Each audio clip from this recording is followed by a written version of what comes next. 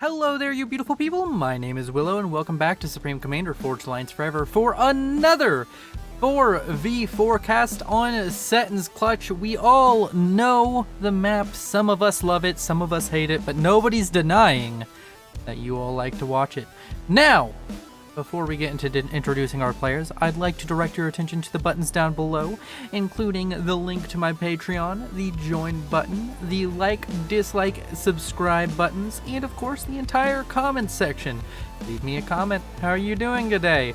Let's go ahead and get into introducing our players with Team 1 in the top right and Team 2 in the bottom left. Starting with the rear guard air position, we have an orange Seraphim going first land by the name of Cuckoo. And he's rocking it. Actually, he went first air, but you know what? We don't care about little mistakes like that here at, Willow Inc.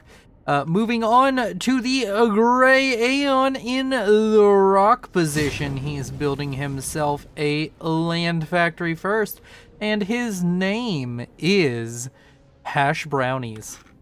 Then to the central position for Team 1, we have a dark blue UEF going first land by the name of Bombard.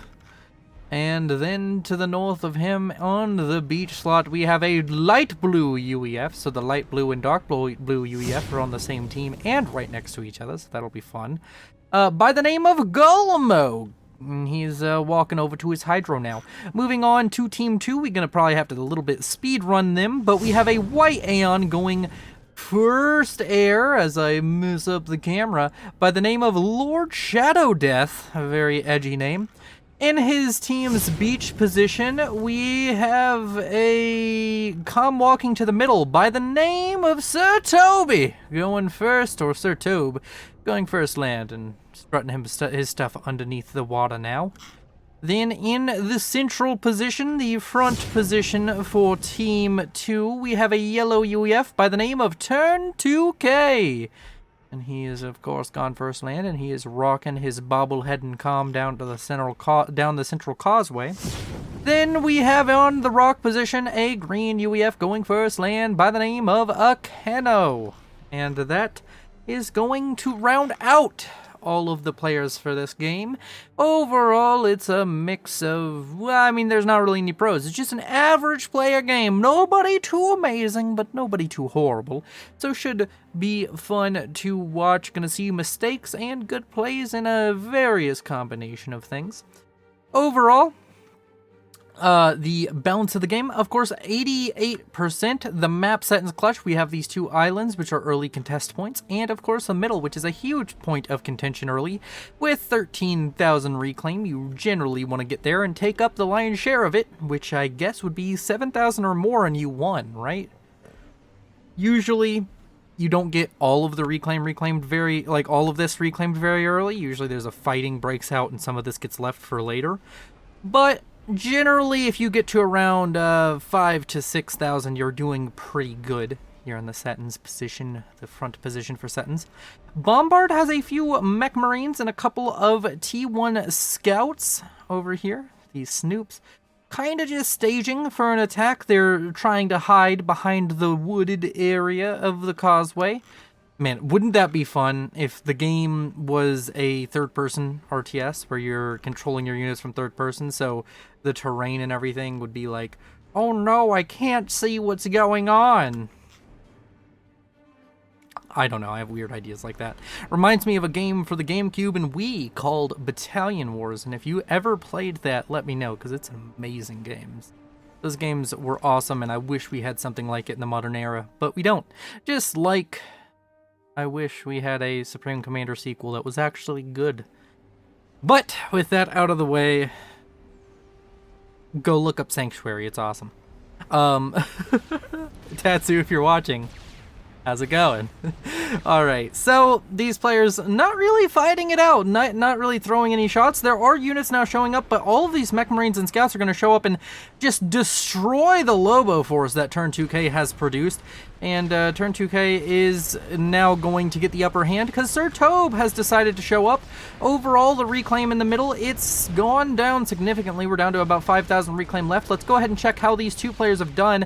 Turn 2K at 3.4K, or 5.4K, whereas Bombard at 3.8K, meaning that Turn 2K is winning this by a lot. He got all of the destroyers reclaimed for himself, which is going to be huge for his play. And now Bombard being forced out on low HP, down to below half, or no, he's reaching about half HP right now, as the Calm of Sir Tobe, which we talked about earlier, who walked into the water, he shows up, he stops the little run-by of mech marines trying to kill the artillery, and of course he starts pushing Bombard back. Bombard now falling dangerously low on health, down to about 5,000 HP. He's eating Lobo shots for breakfast. It looks as though he has decided to get into the water, which is a wise decision. Or maybe he's just deciding to walk forward and try and kill all of this off. Does he have overcharge? No, he does not seem to have overcharge.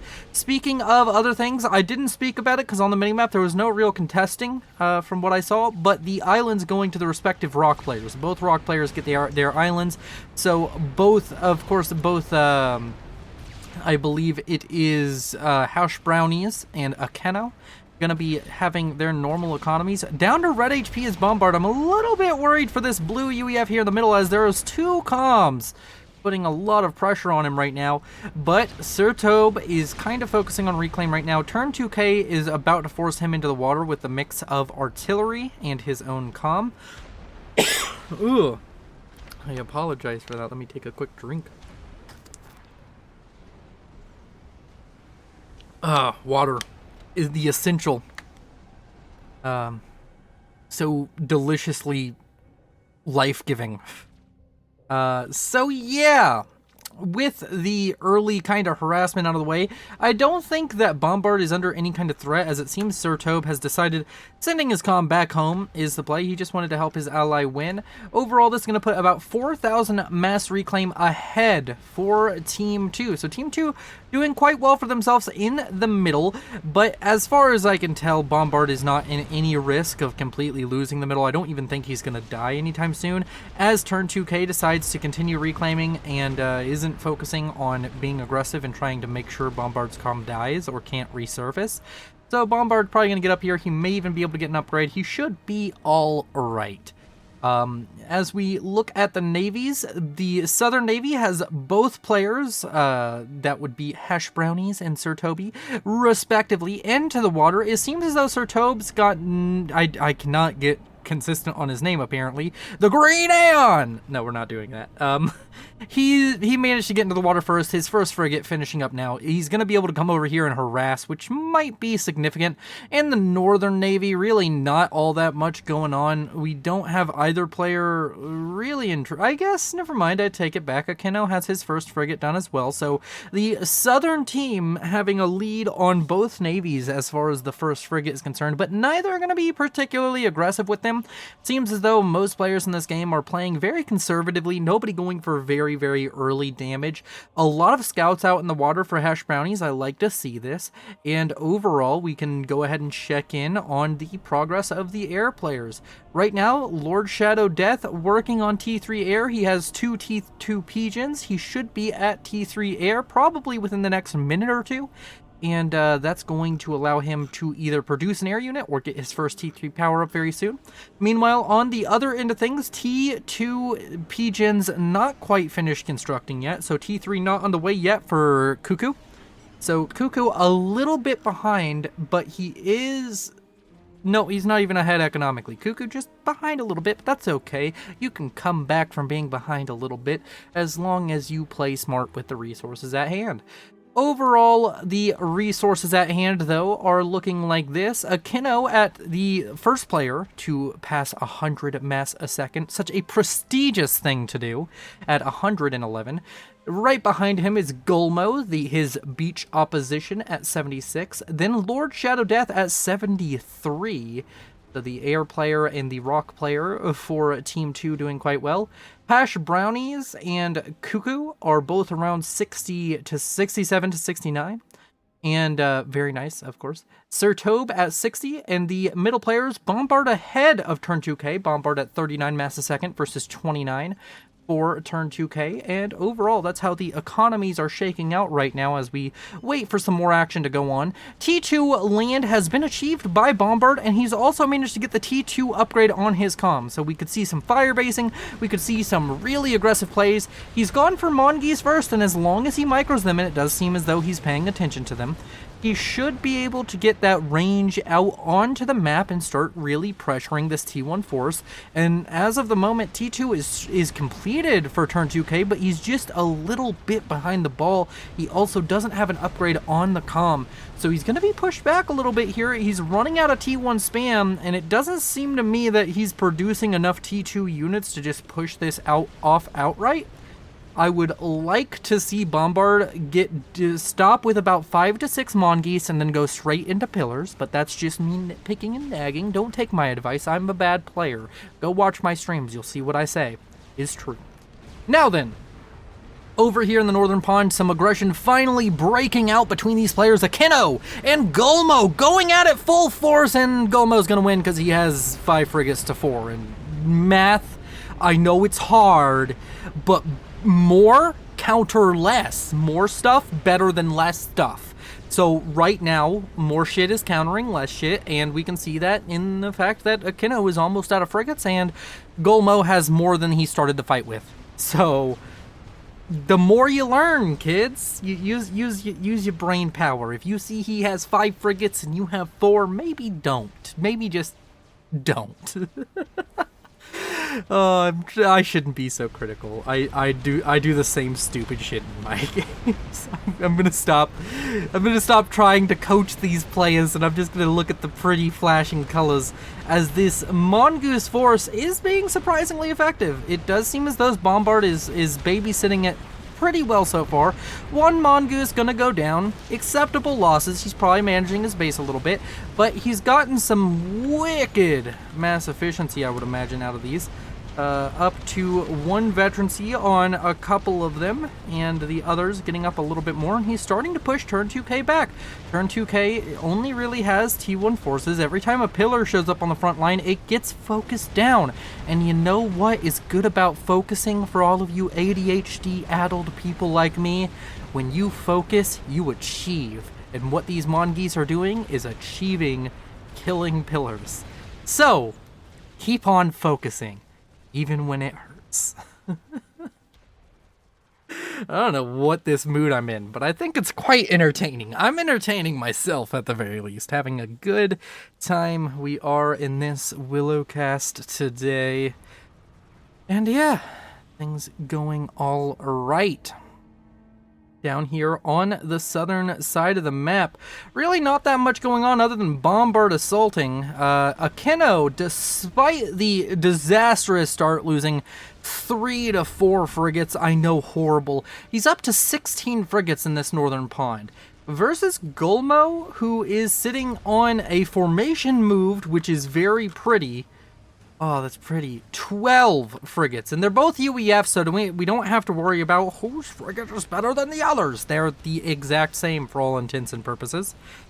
So overall, seems as though Akino has a little bit better production, sitting on more factories for sure. On the southern Navy front, it's the opposite effect, as the rock player on both sides of the map is doing quite well for itself. Submarines being employed by Hash Brownies, which can be very effective, but they get less effective the longer the game goes on. So if he doesn't use these in the T1 phase, I'm going to question the building of them. But overall, has a decent naval force of 7 submarines and 12 frigates. He's playing the glorious Aeon faction, so he will, of course, be focused on purging the enemies of the princess and bringing glory to these lands, as the heretics must burn. We all know this to be the truth. In the middle, the United Earth Federation Bombard comm is currently sieging the other United Earth Federation comm of turn 2K. And of course, well, you know, Yeah, I don't have any witty anecdotes about the lore. UEF killing each other. They seem like the least likely to break into civil war, but now that I think about it, don't they? Fletcher breaks into a kind of civil war. You know what? Yeah. UEF and backstabbing each other makes a lot of sense. You would think the Cybrans would be the backstabbers, but somehow the Cybrans have more honor than the UEF, which is a weird turn of events. Like, just lore-wise and major events-wise, the Cybran die honorably and the UEF betray each other. It's a little bit weird. I guess some of the UEF die honorably, too. Keno getting T2 on his comm. We have a lot of UEF in this game. Half of the game lobby comprised of UEF players. So, gonna be interesting to see. We have a decent number of Aeon. We have one Seraphim, which is on the northern team. Gonna have to see if that tech comes into play. And basically no Cybrans, so why are we bringing them up? I don't know. The Aeon, of course, always honorable, never messing up. They do, of course, get confused sometimes, following the wrong gods or princesses. But, you know, nobody's perfect, so screw off. I'm really leaning back into loving the Aeon. I've been playing them way more recently. Aeon and Cybran. So you might notice that I'm just waffling on quite a little bit. I've been trying to get more of a play-by-play sort of style with the casting. I'd like to hear your opinions on the recent cast, where I kind of just try and focus on what's happening and not talk about other stuff very much. Well, this game, there's been a lot of just moments where nothing's happening. So I can't do that. It's not too action-packed. Overall, we can talk about economy yet again. Gulmo, we're going to just go by team. Team 1 overall at 540-ish mass per second versus 490-ish mass per second for Team 2. The leaders for Team 1 are Gulmo and Hash Brownies, leading the pack at 180 and 150 mass per second respectively. Akino and Sir Toby are at 187 and 166 respectively for their team. So Team 2 down here in the south, just kind of behind Team 1 in a good position. They're not really, neither team is trying to change the trying to be aggressive.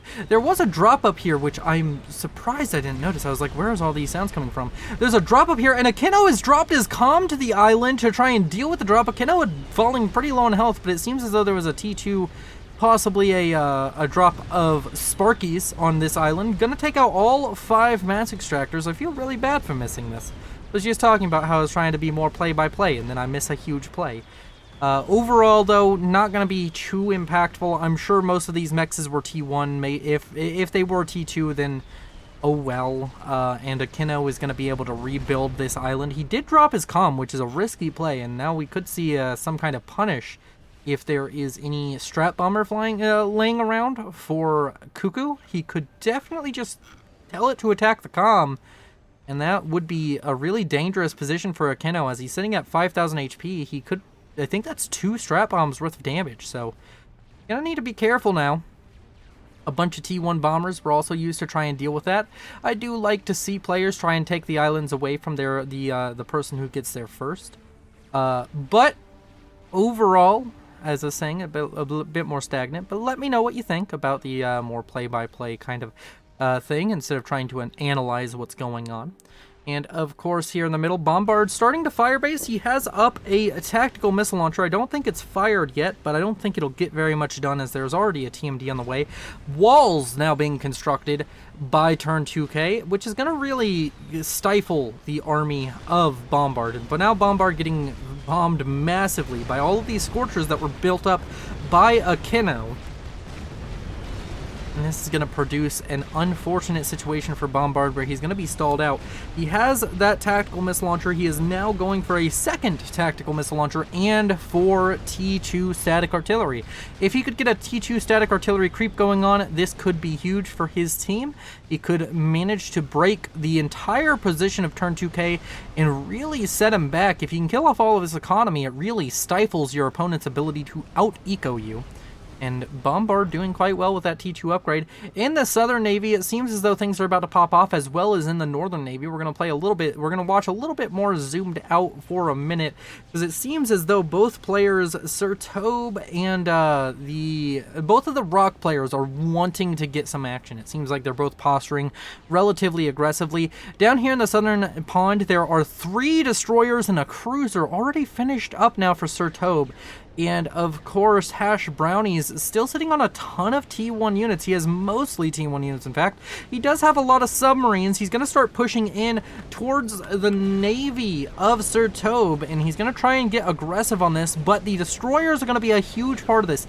The question is, does he have enough frigates to kind of tank for the destroyers? If all of these frigates can manage to get in on top of those destroyers, it could be huge, but 2 more destroyers roll off the belt, and this is starting to look really horrible for Hash Brownies. I know that this is cinematic view, so you all can't see much, but I'll go ahead and go to this view and give you a little bit of a better idea.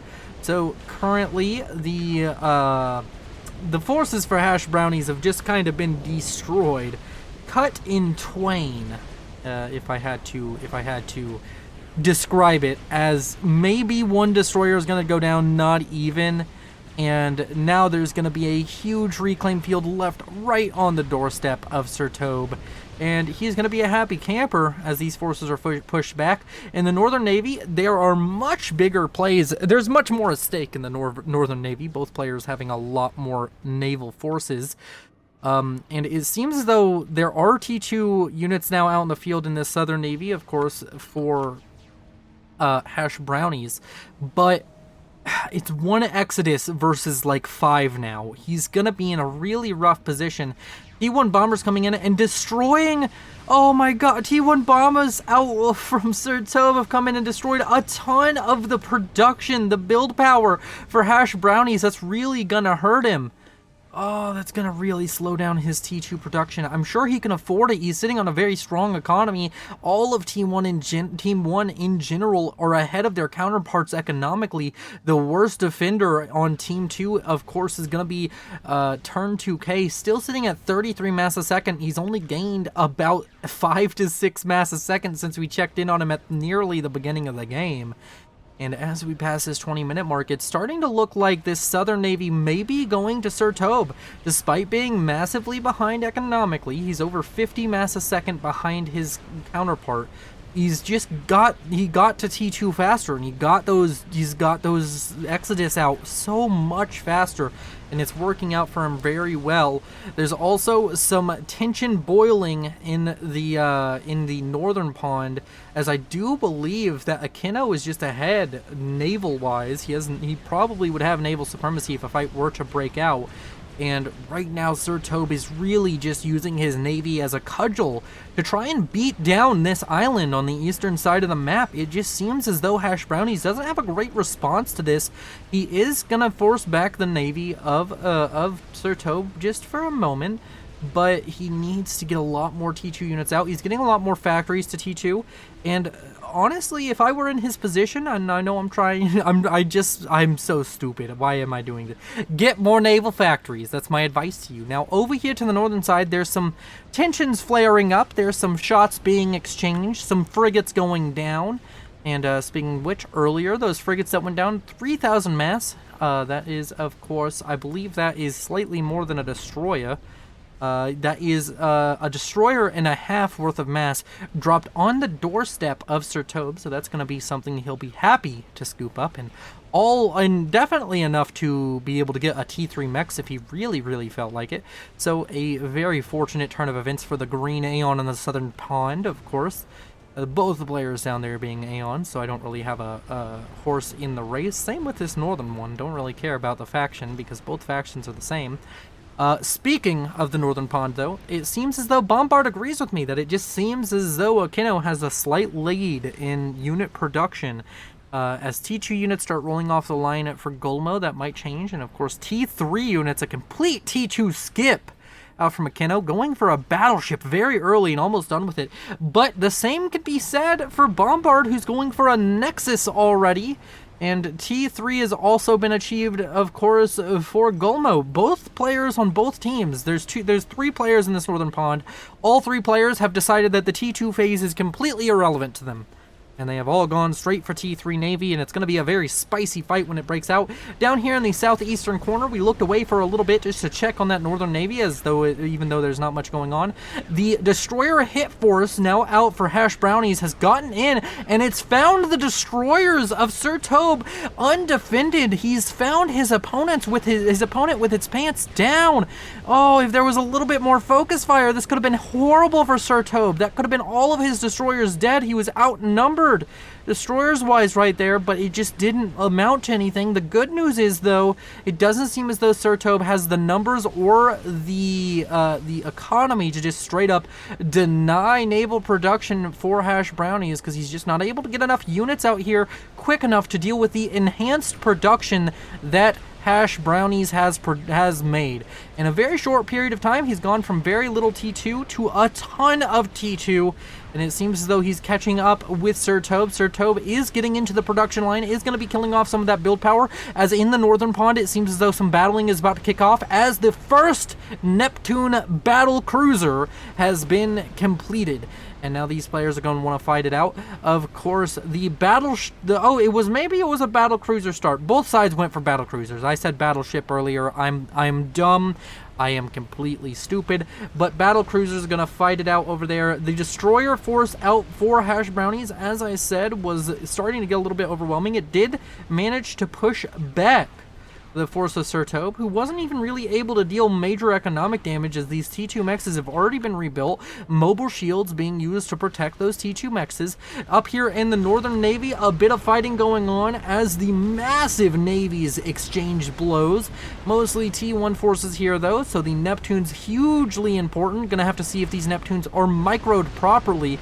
If they are, then it's going to go, of course, to Akino, as Gulmo and Bombard probably still outnumbered a little bit. Maybe if that second Neptune shows up in time, second and third Neptune now on the way for Gulmo and Bombard. This force could be something to be reckoned with.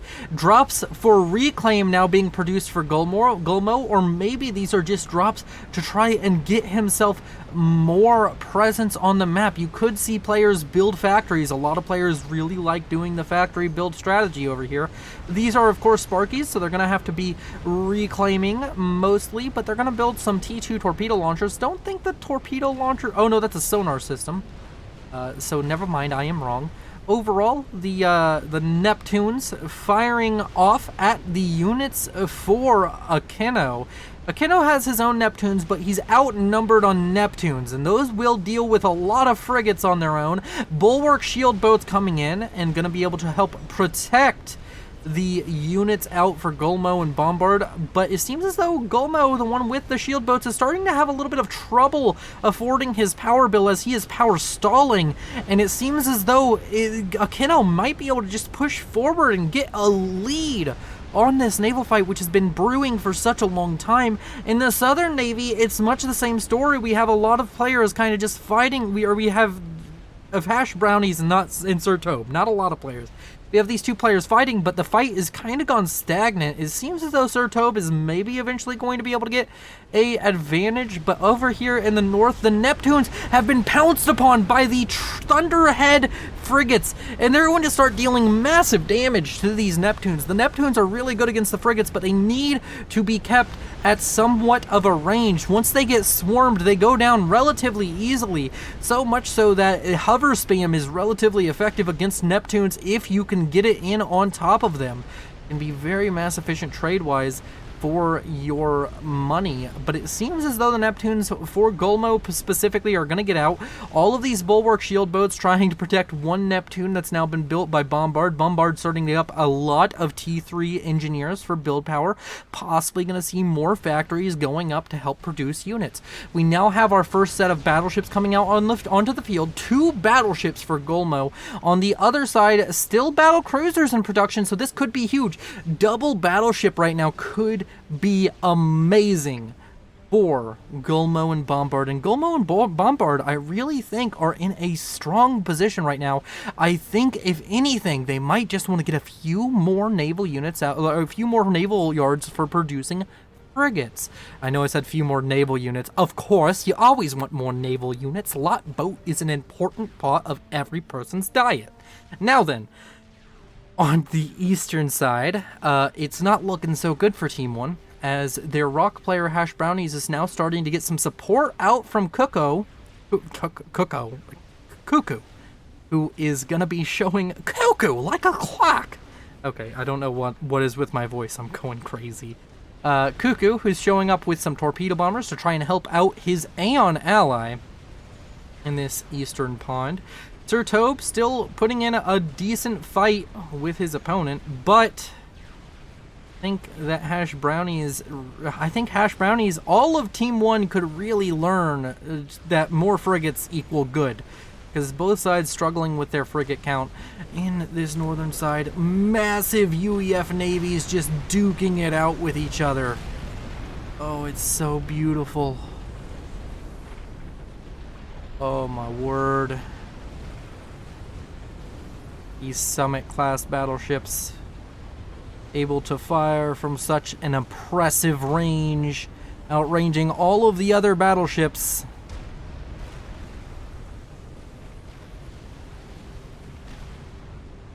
Do they outrange the Tempest? I don't know. It feels like if they outrange the Tempest, then the Tempest is... I mean, I know the Tempest isn't good, but the Tempest should at least outrange everything, especially since it's a battleship with one gun.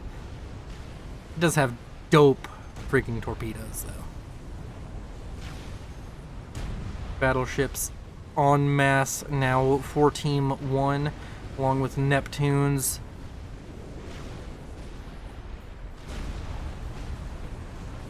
Cruisers now setting up their own sort of damage convoy as they throw missiles at the opponent. If their ships stay still for too long, then this could be a huge problem for you. Getting these beautiful close-ups. Let's go ahead and do this really quick. There's an air fight now breaking out, so I guess I'll look at that for a little bit. Seems as though the air fight's going very poorly. Cuckoo seemingly just trying to run away from the air fight mostly. Maybe he decided halfway through it that he wasn't going to win it, but he does run away, and that's just going to mean that Lord Shadow Death, who we haven't spoken about too much, has kind of just gotten air supremacy for himself. Is he going to be able to make anything happen with that? Is a decent question to ask. Both players, of course, have achieved T3 air. I haven't really spoken about them much, but they are working pretty hard with each other. T3 support commander is now being built for Cuckoo, but he doesn't have... He's building Seraphim ones, which means that they don't have RAS, which is going to be an interesting play. This naval engagement between Bombard Gulmo and Akino has gone very well for Bombard and Gulmo. Akino has set up a lot more naval yards to produce frigates, and overall the fight is starting to go sour for the green UEF as these two blue UEFs just start pushing in with everything they have. Yet again, very beautiful to watch these battleships work. If there's one thing you have to respect, it's the Summit class battleship.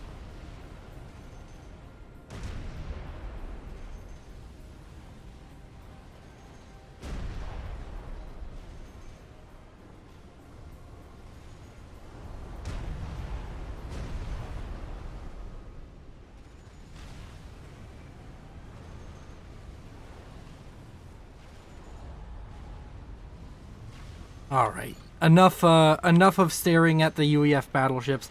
Let's go ahead and stare at the more pretty thing, which is the fact that there's a Tempest on the way for Seton, which is absolutely beautiful. I love the Tempest.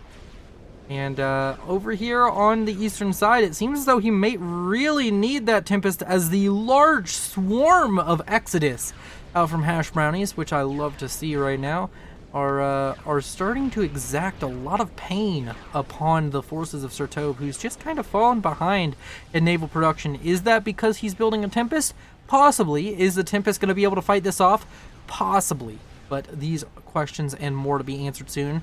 Seton also getting into RASCOM production and his own T3 air, or maybe he's just been gifted some T3 air. I'm not sure. He doesn't have a T3 air HQ of his own. Does he have a aircraft carrier? No, he doesn't have T3 Navy, so that's impossible. An interesting play, to say the least, I guess. As the ever so impressive Western navies continue to fight it out. And you know what? I'm always a sucker for watching these UEF navies fight. It is very much so just a big guns brawl.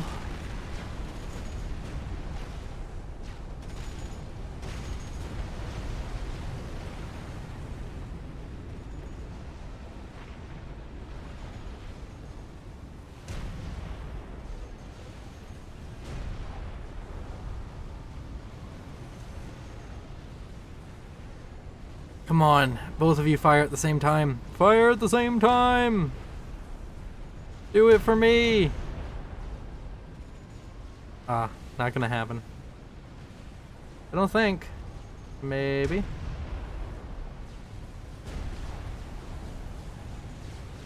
Alright, nope. Gonna give it 5 more seconds. 4, 3, 2, 1. Nope. They're just changing their targets too quickly. Alright. Well, it was worth a shot. I don't know if that annoys people or not, but I really do love looking at it, so I'm going to keep doing it. Wow, that's a lot of battleships. 4 battleships rolling off the line at a time is quite the impressive feat for Aquino, and that might put him in the lead battleship-wise. He also probably has the Battlecruiser lead. He's just got so much production. It's so pretty to watch it all go down. Air battles happening over here. Naval battles happening over here.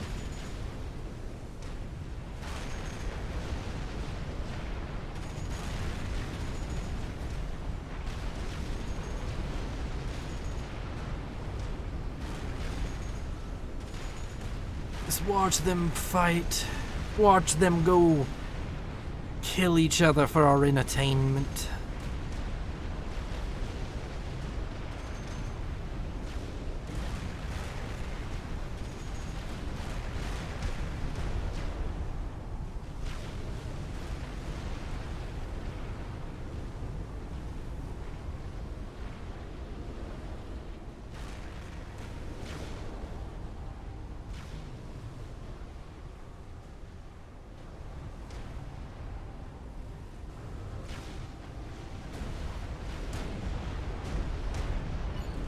Alright. Enough of that. Enough of that. Until this battle moves, we're not going to look at it for a little while. Because there's a Tempest. Oh! There's also battleships. Omen classes. Which are just objectively the worst battleship. I will admit that. But they look cool. At least I think they look. I think that the Galaxy class actually looks the best. Which the Galaxy class is also quite bad. But the Summit, I always thought the Summit looks a little bit goofy. Like, those turrets are just way too big. It just looks goofy to me. Looks real goofy.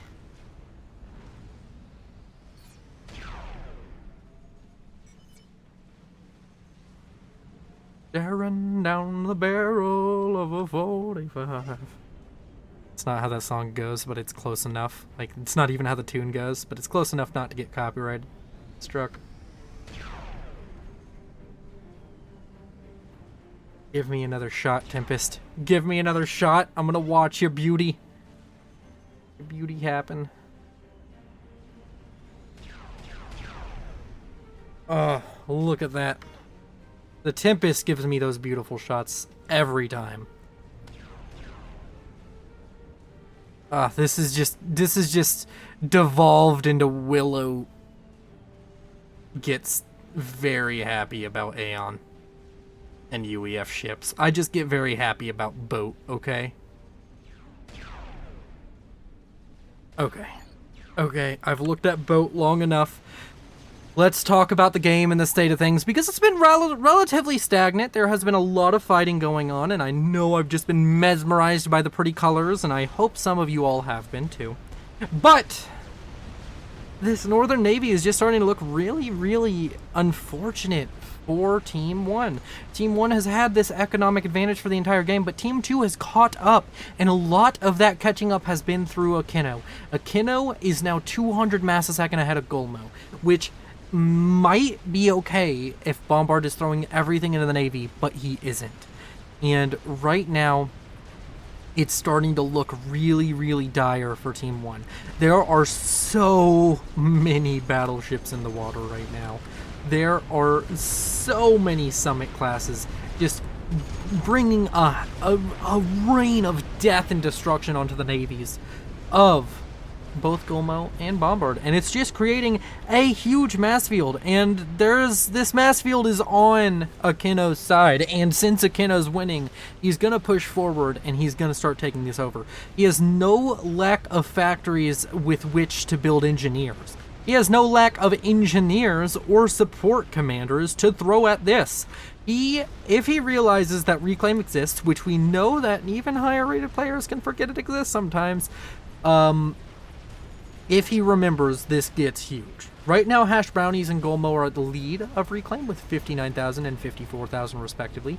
Seton at 22,000, 19,000 for Aquino, and of course 15,000 for turn 2K. Bombard at 13,000 and everybody else below 10,000, so they are insignificant and not good suck boys. Only like good suck boys. That's an interesting T3 Naval HQ. That's gonna go down to Exodus. Weird flex, bro. Oh, all of his factories are HQs. Yeah, no. Somebody needs to explain HQs to this man, because he doesn't get it. But he is starting to try and push back against the Tempest force. Is he going to go for his own Tempest, or is he just going to go for mass battleship and say, hey, I'll kill you with my higher DPS battleship? Sure. Air, we haven't spoken about it much, but it looks like it's even after Lord Shadow Death has gotten some really good air fights. Seems as though Cuckoo and Lord Shadow Death are going to go into another air fight this time. Not really sure who's going to win, but we're going to watch the pretty colors nonetheless as these turns start. Seems as though the turns are definitely a little bit more consolidated. There's a lot more, the units for Lord Shadow Death are definitely more clumped up, but the units, there might just be more still here for Cuckoos, because it just seems as though, I don't know, maybe? No, it seems as though Lord Shadow Death is going to take this as a victory. I don't know, it's so hard to judge air fights when they're happening. I don't even know if that was microed for Cuckoo. Wasn't entirely clear to me.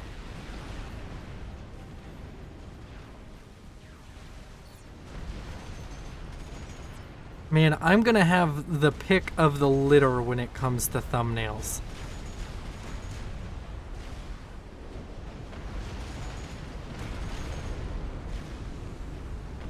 Hot damn, how much reclaim is here? 90,000 reclaim on screen right now. This is the ship graveyard. The capital ship graveyard at that.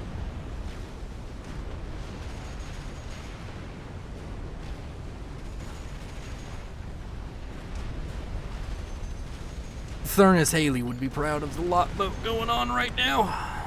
Thurnis Haley would be proud, even though he hates this map. Tempest now on the way for Hash Brownies.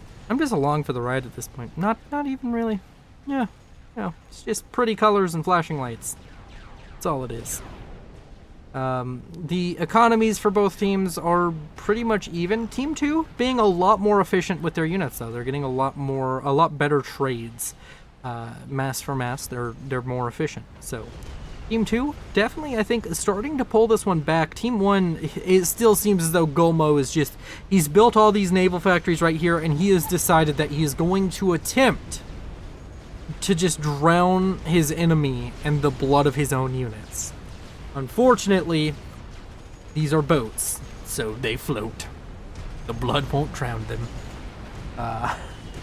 I see the flaw in your plan, Gulmo. You can't drown something that floats. Maybe I should have used a different word like suffocate or smother. But can you suffocate a boat? Isn't suffocating a boat just sinking it? I mean, I guess drowning a boat is also sinking it, but I need to get semantic here. Even though I brought up the semantics. Hot damn.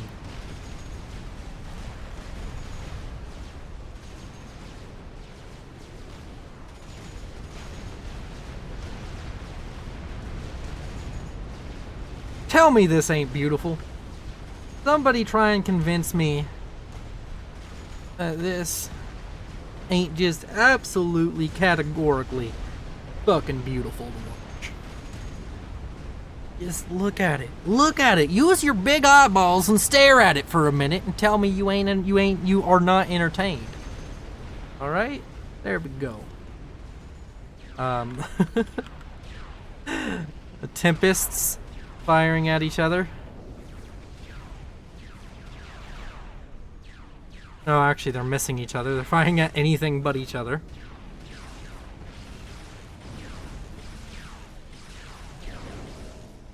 Yep.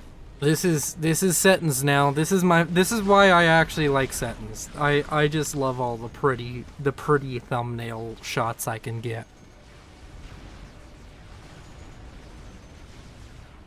I'm gonna have thumbnails for like 30 streams after this.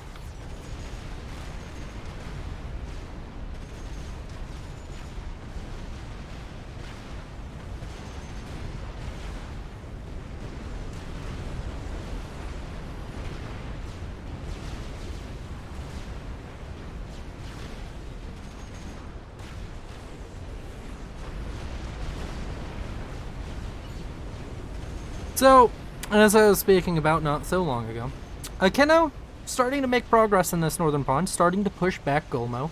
Bombard has kind of just dissipated. He's always been building T3 units, but he hasn't thrown as much into it recently. He definitely has a lot of moments where his naval factories are idle, especially the T3 one. I think maybe they could have done better if Bombard had thrown everything into the Navy, but it's just a hard call to make. Just overall, the economy of Akeno is being used as a cudgel to build battleships, which are used as a fucking handgun. Because if we're comparing deadliness, I'm much more scared of a handgun than a cudgel. Now, of course, the cudgel would be much more brutal way to die, but the handgun is definitely more likely to kill me. Both will kill me, just like... If I had a fighting chance with either, I'm pretty sure I lose the gunfight. Large fight going on over here, and unfortunately, it's even worse than we thought, because now the air fight is being won by Seton, and I don't know if that was a Control K. I don't think that was a snipe. There were solaces, but... Oh, I should have read that. I didn't read it. Hash Brownies is dead, either by snipe or Control K. We were watching the air battle. I wouldn't be surprised if it was a Control K. He just lost the Tempest. He basically lost Navy. Seton has managed to really grind it out with his mix of Exodus, Omen, Tempest, and now aircraft carriers, along with now producing Torrents. The Aeon Navy is cleansing the countryside, and I am approving of it. As in the northern pond, the UEF forces of Akeno are just starting to take over the map, and Team 1, it's starting to get to the point that you need to come up with something. You need to pull a rabbit out of a hat, because your hat... Oh! A YOLO is a pretty unique rabbit to pull out of a hat. Take notes, magicians. Checkmate, magicians. I pulled a YOLO out of a hat. Well, I guess you do only live once, as the Yelona Os now on the way for Cuckoo. Gonna have to keep an eye on that. As far as things go, we don't have anything else particularly spicy going on, I don't believe. A Novax has just been completed by Seton. So Seton has himself a nice Novax. I'm sure he got UEF tech from one of his allies. fact, you can probably go check which one he got it from. That's a support commander in the northern pond going down. This Novax could be huge, but it could also be completely insignificant. The question is, does Cuckoo invest in trying to hold on to all of this, or does he just say, ooh, that sucks, and move on? It's a hard call to make. But overall, it's a call you have to make at some point. So the game has just really gone sour for Team 1. Team 1 had that huge economic advantage around the 25 to 30 minute mark, and they were trying to use it. They were trying to abuse it, but they just weren't efficient enough. They were too inefficient, and now it seems as though Akino and Seton have just managed to weather the storm of having less economy. They've ecoed up, they've gotten ahead of their opponents, and they have just won outright in the navies. And the navies are usually the biggest deciding factor in who wins a game of FAF. Of course, it's not over till the fat lady sings. And she has yet to sing yet. She is far, far from it, in fact. So, I mean, you can go down here to the bottom. You can see there's still a decent amount of time left in this video. So don't leave. You're beautiful, and but there's a lot of game left to be played. Gulmo going for, I believe that's T3 on his comm. Yep, T3 finish. Going for Ras now. Interesting decision going for Ras whenever you're about to be destroyed on this front. But that is the decision he's gone for. Bombard has left drone. Doesn't have... Wait, does he have... Did he get right drone? Bombard is T3 and Ras on his comm as well. I guess we're doing the comm upgrade check. And Akino has the upgrade that's called I have 11 Neptunes and 7 summits, so I destroy your navy. That's like getting an Exodia of navy units. And that's gonna be absolutely devastating once these naval yards go down. It's gonna be a matter of minutes. Not even, it's gonna be a matter of like seconds before we start seeing mass extractors fall apart en masse. This is about to get very, very ugly for the light blue and the blue UEF players. The units out for Seton now starting to siege both Bombard's position and Cuckoo's position, which of course this used to belong to Hash Brownies. The Tempest has been made obsolete after getting 79.5 thousand mass killed, killing off 2 Tempests from the look of it. The Torrents are starting to rank up veterancy as they throw their long-range missiles at the opponent. And overall, just a absolute slaughter currently going on. Team 1 just being destroyed. Teleporter now on the way for Bombard. It's 63% done and climbing. Teleporter has already finished up for Gulmo, and Gulmo is starting to teleport right now. Where is he going? He's going all the way over here. He's going to be building a TAC missile battery. They're going to have to keep an eye on that and see if Team 2 notices. They're going to have a very short period of time where they can...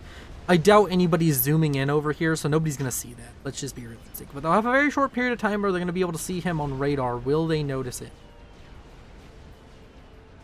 Over here, Cuckoo has his comm in the water. Teleporter is about to finish up now for Bombard. Luckily, the terrain really helping out Bombard here, stopping his base from just going up in flames immediately from all of these shots out from the battleships. The hail right there being very unfortunate to the Aeon battleship.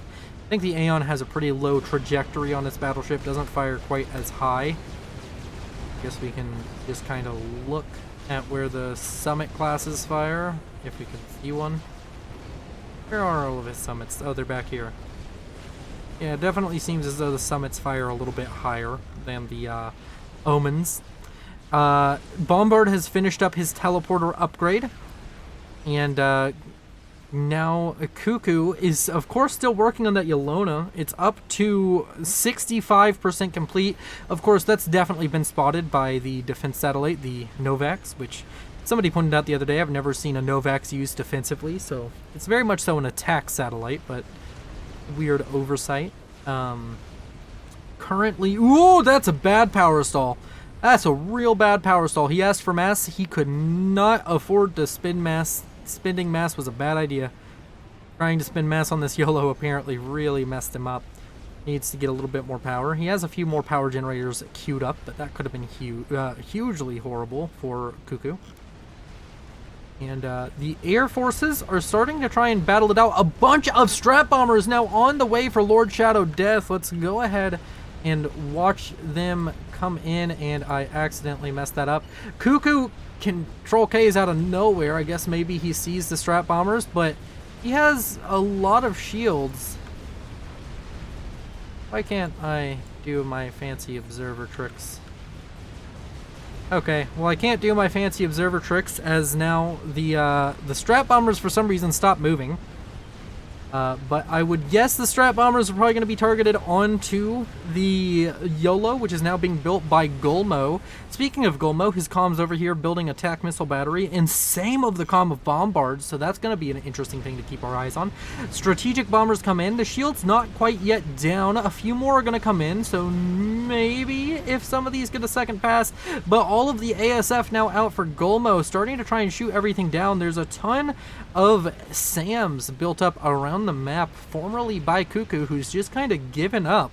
I guess he did Control K. Doesn't really make sense on why to me, and I don't know where his comm was when he Control K'd. Where was your comm? Wait, I seriously don't know where his comm was. Oh, it was in the water. Could he have been torpedo sniped? I guess maybe he was torpedo sniped too. I don't know. I'm dumb. It showed up as a Control K that time, so I'm going to blame it on Supreme Scoreboard if I'm wrong. The YOLO in green health now up to 80%, which is going to be crazy. Anything? That's a Maver! Hello, Maver. You're up to 40%. The YOLO is going to be done before the Maver, but you can defend against the YOLO. Especially with how long they've seen it and them trying to snipe it, you could definitely... There's 4 anti-nukes loaded, so you get 2 shots of the YOLO to finish your Maver and fire back, which isn't actually all that much time. He might want to build some more anti-nukes. Oh no, he built 3 more. And as long as you aren't stalling, 4 unassisted anti-nukes deal with an unassisted YOLO, if I recall correctly.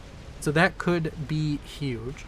Over here in the center, it seems as though the Navy forces out from Seton are going to continue to siege the position of Bombard. Gulmo's main base has just disappeared like a magic trick as the summits come into range.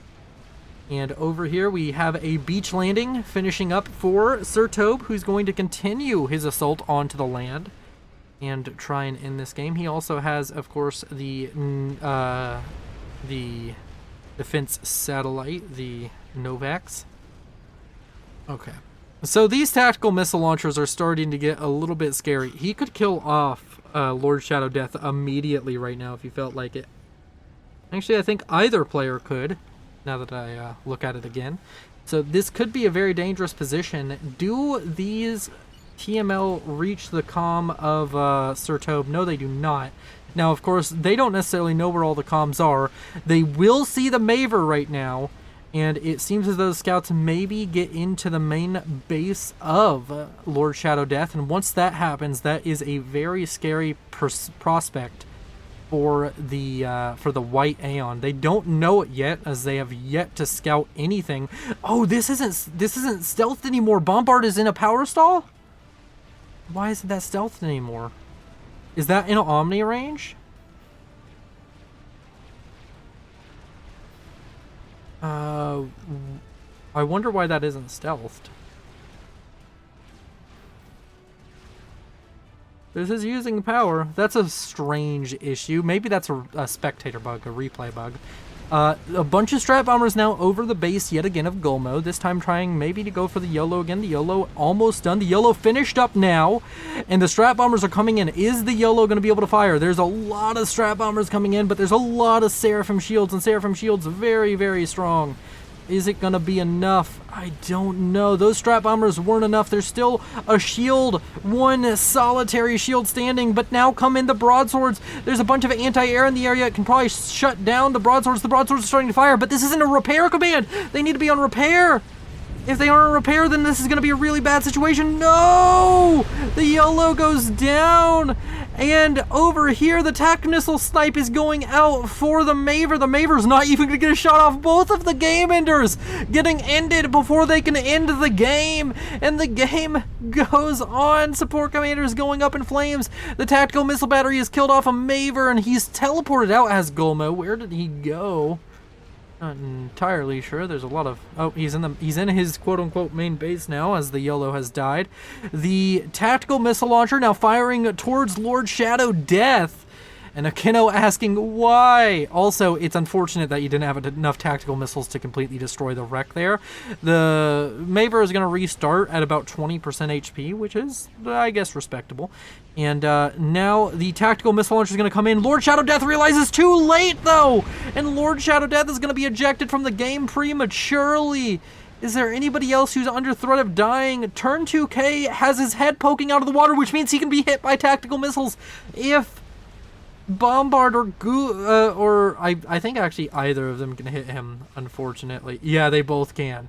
If either of them decide, oh, well, I don't like you. Also, it's funny, he only needed one TMD because he's Aeon.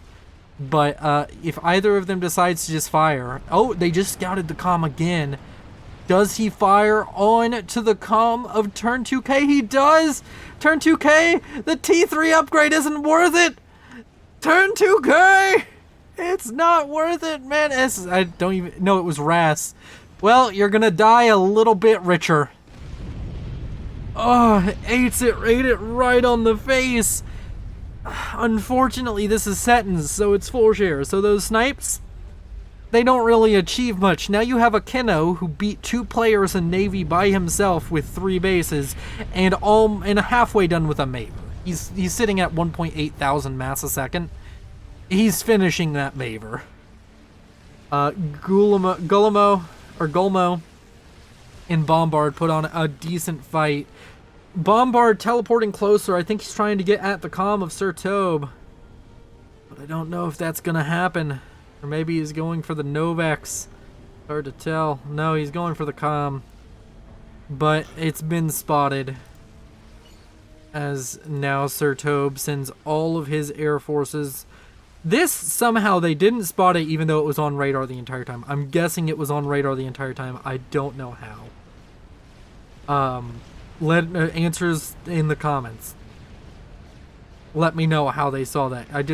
Is this Omni? Right here? Is this Omni right here? It's inside the Omni range. That's just unfortunate. If he had teleported, like, right here and built it, he would have been fine. But then again, air would be much more likely to fly over him, so just an unfortunate situation for our boy. The tactical missile launchers continuing to fling out missiles until their dying breath over here for Gulmo. But the game is pretty well and good over for Gulmo. Now all that's left to ask is, will the Maver finish? And if it does, will it fire? Oh, man. Mavers are pretty fucking cool. But this game was really cool. It was very even for a long time. Even Team 1 was ahead for a large portion of the game. Those tactical missile snipes were very, very cool.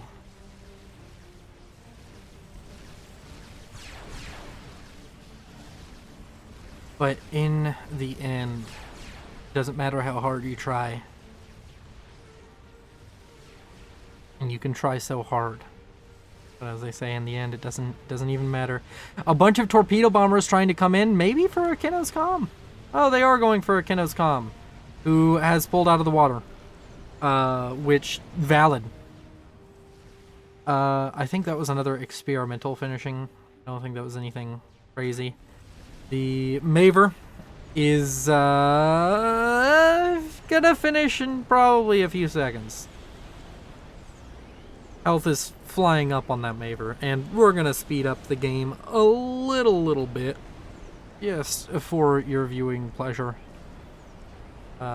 Because it's obvious the Maver ends this, and we want to see the Maver deploy. It's not often you get 2 chances to watch a Maver deploy. Ka-chunk! Knocking out the power generator in front of it. Oh! Up it goes!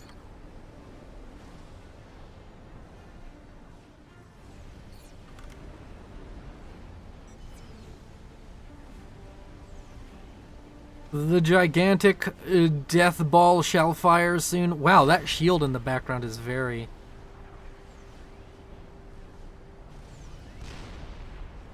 What is it with rock players and building Mavers right here? I've built a Maver right there. Like, in this exact position, I feel. Man, the Maver fires so fast. Like, it does fire really fast. And each shell is just brutal. And I think that the game is gonna be over. If you look at the minimap, you can see Gulmo's comm over here in the corner. And you can also see the Maver shells flying in and destroying everything. Gulmo's comm is slated for death as the Solaces come flying in. I'd like to thank you all for watching. You all are beautiful. I'll see you in the next one. Thank you to my Patreons. Hit the like button if you liked it. Dislike if you didn't. Leave a comment down below letting me know what you think, or just to tell me how your day is going and have a conversation. You all are beautiful. Consider joining the channel membership for those extra perks, including the channel badge on your comments, or joining the Patreon for the perks of having your name at the end of the video. You all are beautiful. I'll see you in the next one. Bye-bye!